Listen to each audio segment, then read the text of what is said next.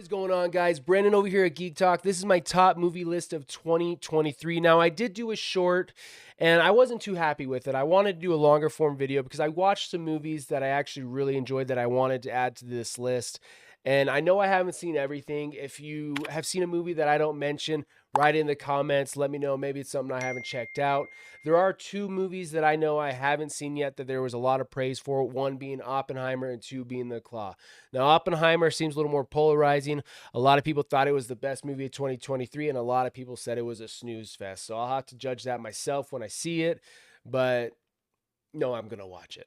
And then we got The Claw, man. I haven't seen anything negative. Actually, the only thing I've seen negative about this movie is that they didn't add one of the brothers, which is unfortunate. It is a biopic, so I don't know why they didn't, but I don't know, kind of weird. But I know it's been praised like nobody's business. A lot of people have loved this movie, so I'm definitely gonna check them out.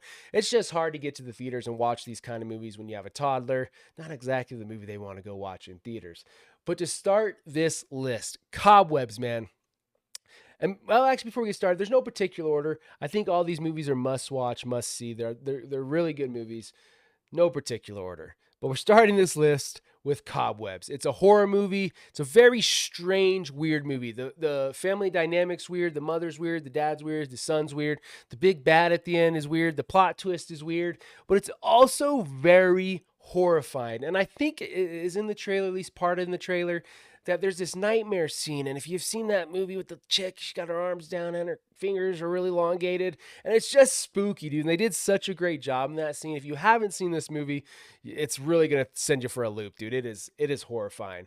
But this movie, I feel like the horror genre has been phenomenal the last few years, and this one didn't disappoint. Is it one of my, like, all-time favorite horrors? No, but it's one of my favorites in 2023, and it's very, very solid.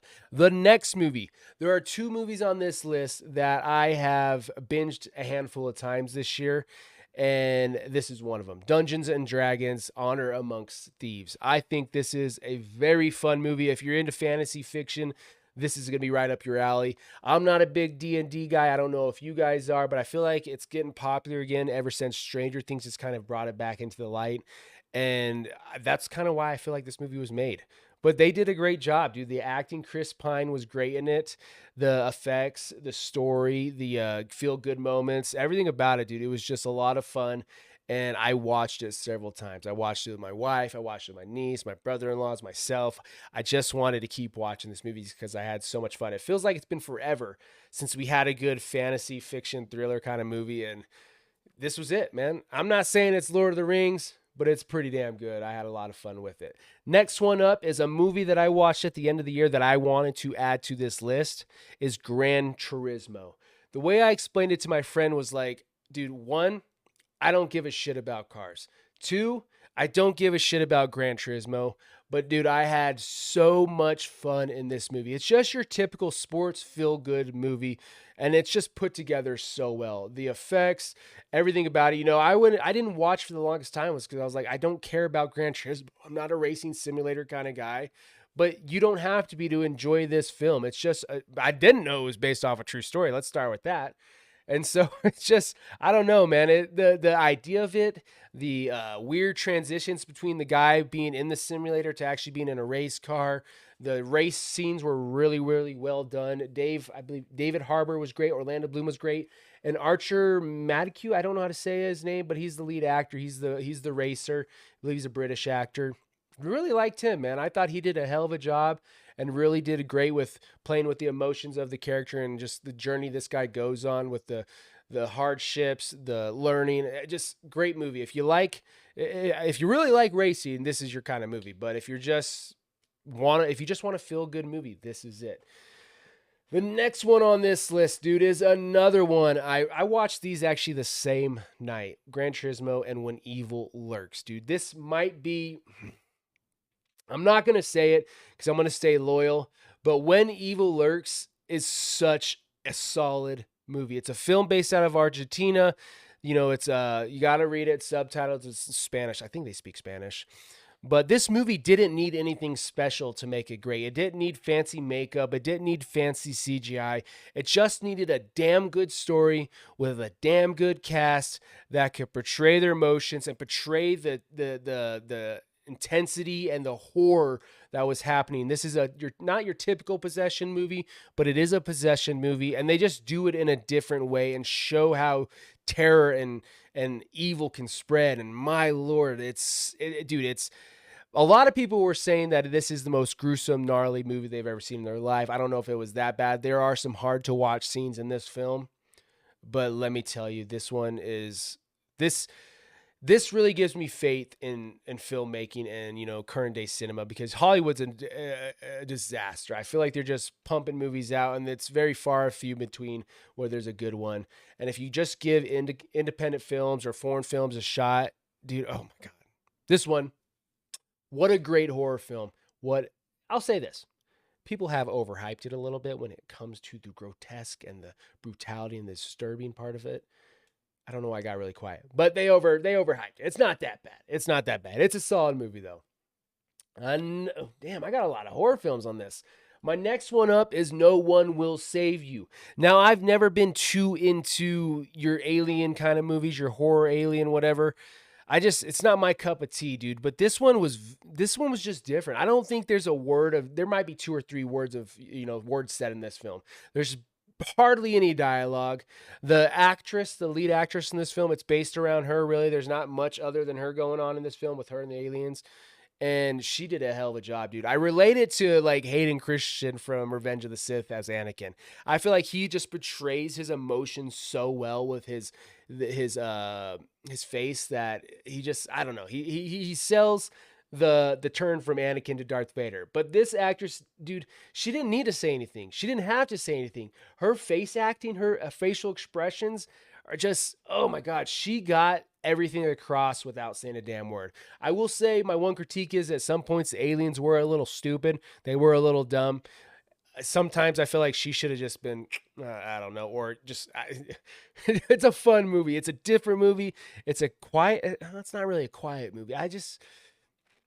You gotta have to check it out, man. You're really gonna be on the edge of your seat the whole time, especially if you're scared of aliens or if that's your cup of tea where you love science fiction. Well, I love science fiction, but this kind of science fiction, this alien horror kind of dynamic, you're gonna have a lot of fun with this one, dude. That was a good movie. Seven Kingdoms.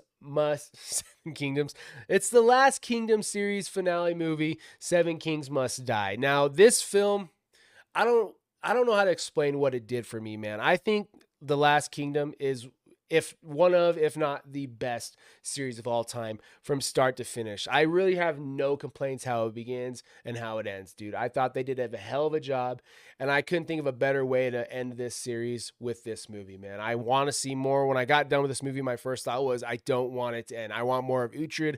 I want more of this world.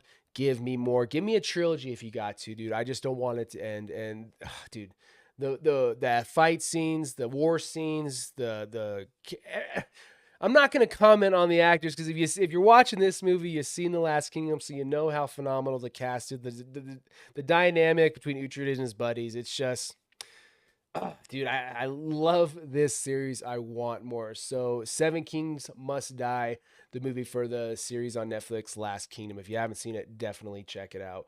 And then I did say there was no particular order for this list. All great movies, which they are. But this is the final one. This is my favorite one, and I will stay loyal to, because I absolutely adored this film. And it's Evil Dead Rise, man. Evil Dead Rise was just, oh my God, I remember getting out of that theater and just thinking, like, from 7 minutes in to the rest of the fucking film, it's just in your face, horror, intense, and I was there for it, man. I have watched this movie definitely 5 times. Definitely. It's right there with Dungeons and Dragons. I've watched this movie several times, and I know there's some horror critics and some people out there that get really fancy with the reviews and they just really die. That's not me. That's not who I am. As a pure horror film, I was scared in this film. I was disturbed in this film. I wanted to look away several times, and I could not catch my breath That to me is a good film. You could nitpick it, I'm sure. If you're really into the Evil Dead lore, you know, I'm sure with the Deadites, you could tear this movie apart. But for me, as your average Joe going to watch a movie and really enjoying the Evil Original Dead, really enjoying the remake or remaster, I don't know what you want to call it. And this one, I think you'll love this film, man. Dude, this film, I feel like it's been the best horror film in the last couple of years, and there has been some bangers. Now I know people love Barbarian. I know a lot of people love Smile. I know, and I just forgot about a movie. It's not better than Evil Dead Rise, but we're gonna get to it. I totally spaced it, but we're gonna talk about it. Evil Dead Rise is a lot of fun, man. If you're an Evil Dead fan, I don't know how you couldn't like it. If you haven't seen it, you need to check it out, man. It is, it's intense. But this movie, I think I forgot it on my short. I about forgot it on this video. But it's another horror film, dude. Horror has just been so good, and I'm absolutely here for it, and I love it. But talk to me, man. This movie, I believe, was made from a couple of YouTubers, and it's their first film, and we're going to get more of it. But talk to me, dude. I don't even know what to say. Seen it once. I loved it. I was hooked in. Haven't seen it since. I might watch it tonight because I haven't even thought of this movie in forever. But talk to me, man. It's about a kid whose, mother passes away. She wants to talk to her. Her friend's got this weird sculpted hand, and it gives them the ability to talk to things and people that are not necessarily from this world. And woo, dude, tough watch at moments, scary watch at moments. And I mean, it has a great ending, has a great beginning. I don't know what to say about this film. I just had a lot of fun watching it. But yeah, that's my list. That's my top movie list of 2023. No particular order. Evil Dead Rise is definitely one. But other than that, yeah, all great watches. I really don't think you'll be disappointed. It's kind of weird talking about so many horror films because for the longest time, I feel like horror has been just a disaster. But I feel like this channel is low key going to start coming into, more reviews of horror films. If they keep it up, dude, you don't need Marvel. You don't need Star Wars to have good movies.